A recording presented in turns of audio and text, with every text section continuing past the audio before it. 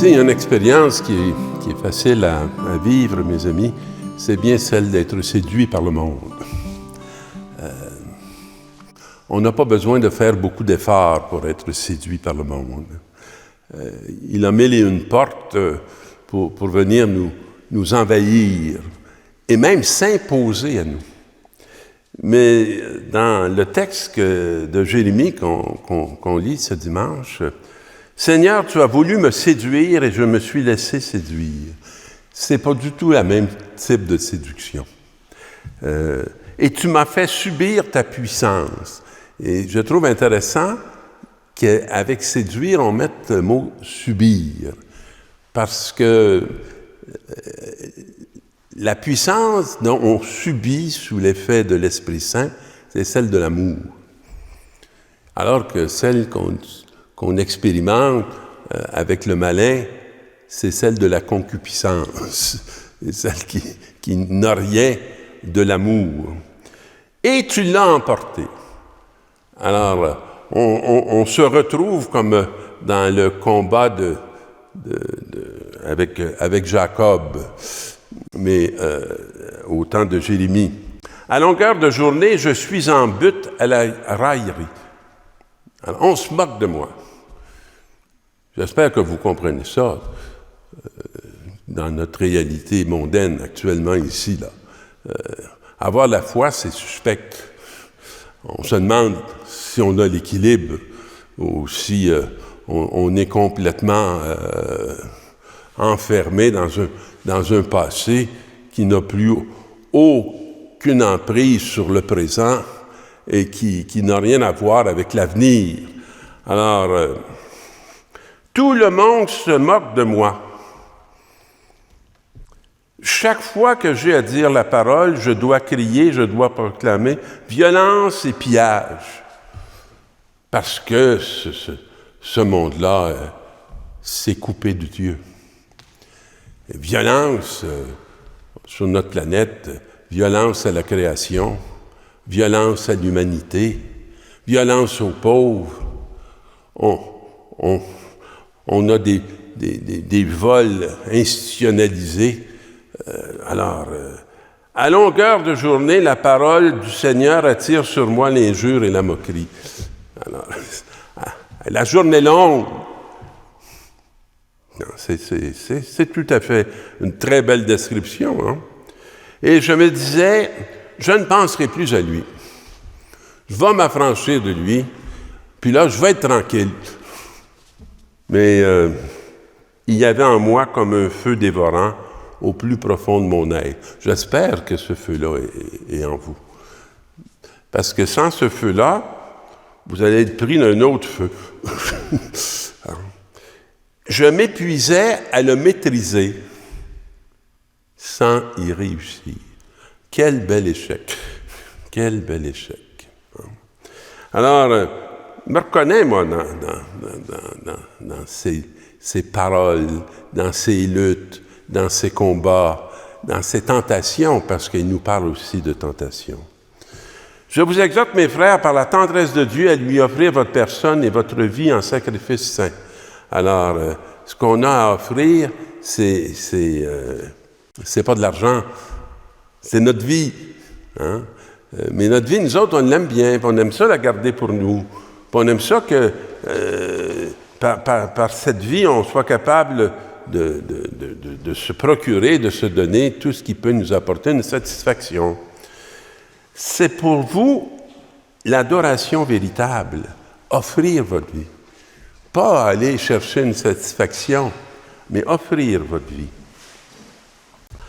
Et ne prenez pas pour modèle le monde présent. Alors, c'est un bon auteur, hein, parce qu'il ne faut jamais prendre comme modèle le monde présent. Mais transformez-vous en renouvelant votre façon de penser.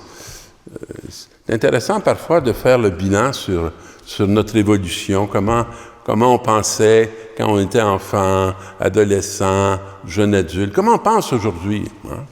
Tu sais, là, moi, j'ai au moins plus de 70 ans de réflexion pour voir, est-ce que ma pensée a évolué ou elle a régressé?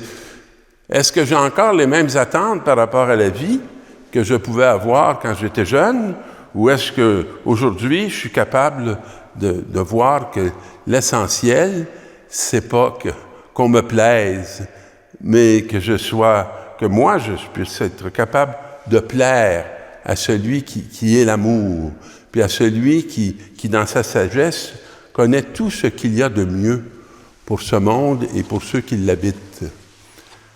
Dans l'Évangile, Pierre avait dit à Jésus, « Tu es le Messie, le Fils du Dieu vivant. » Et à partir de ce moment, Jésus commença à montrer à ses disciples qu'il lui fallait partir pour Jérusalem, souffrir beaucoup de la part des anciens, des chefs des prêtres et des scribes, être tué et le troisième jour ressusciter. Des fois, vous savez, quand on est plus jeune, un jeune prêtre, on rêve de partir pour Rome, pour être vu, pour être perçu, pour être élevé dans cette réalité de la carrière. Hein? Alors, Jésus, il dit, il faut que je parte pour Jérusalem. Mais là, c'est pas du tout pour une carrière.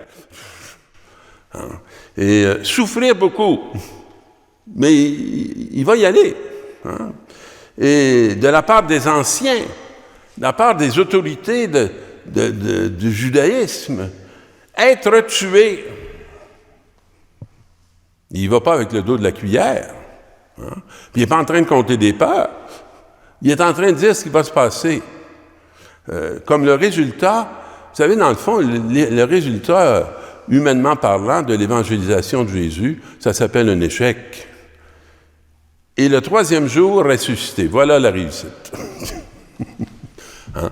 La réussite, c'est d'être resté vivant, puis d'être le premier d'entre les morts. Alors, Pierre, le prenant part, se mit à lui faire de vides reproches. « Dieu t'en garde, Seigneur, cela ne t'arrivera pas. » Alors, moi, je suis sûr que François, tel que je le connais, il ne dirait jamais ça à Jésus. Parce que lui-même, sa vie a été très semblable à celle de Jésus. Mais lui, Jésus, se retournant vers Pierre, lui dit, « Passe derrière moi, Satan, tu es un obstacle sur ma route, et tes pensées ne sont pas celles de Dieu, mais celles des hommes. » Et c'est étonnant, hein? Jésus ne l'a pas changé. Il n'a pas décidé de retirer les clés à Pierre. Malgré cette grande vérité qu'il lui fait dans sa vie, ce n'est pas un rejet, c'est une purification. Et il va maintenir Pierre, et il va croire dans la conversion de Pierre, qu'il va discerner, même à ce moment. Et Jésus dit à ses disciples, « Si quelqu'un veut marcher derrière moi, qu'il renonce à lui-même. » Alors, notre baptême, c'est un appel au renoncement, mais pas juste au bien de la terre, à nous-mêmes. Et qu'il prenne sa croix, alors qu'il ne fuit pas, et qu'il me suive avec sa croix, pas sans sa croix. Et car celui qui veut sauver sa vie la perdra, parce que nous ne sommes pas notre propre sauveur, notre propre Messie. Mais qui perd sa vie à cause de moi la gardera. Alors, c'est à méditer, pas de façon abstraite, chaque jour, dans la réalité du jour. Quel avantage un homme aurait-il à gagner le monde entier? Et aujourd'hui, il y a beaucoup de gens qui essaient de gagner le monde entier. Puis le monde entier se perd à cause de leur violence, à cause de leur égoïsme. S'il le paye de sa vie, alors t'échappes ta vie. Et quelle somme pourra-t-il verser en échange de sa vie? C'est pas rachetable. Ce n'est pas rachetable. Mais le Fils de l'homme va venir avec ses anges dans la gloire de son Père. Lui, il va le racheter. Il va nous racheter. Lui, il peut. Mais avec un chemin qui est encore un chemin tellement incompréhensible pour ceux qui n'ont pas reçu le don de l'Esprit Saint. Alors demandons au Seigneur d'être plein de son Esprit pour être plein de vie, jusqu'en vie éternelle. Amen.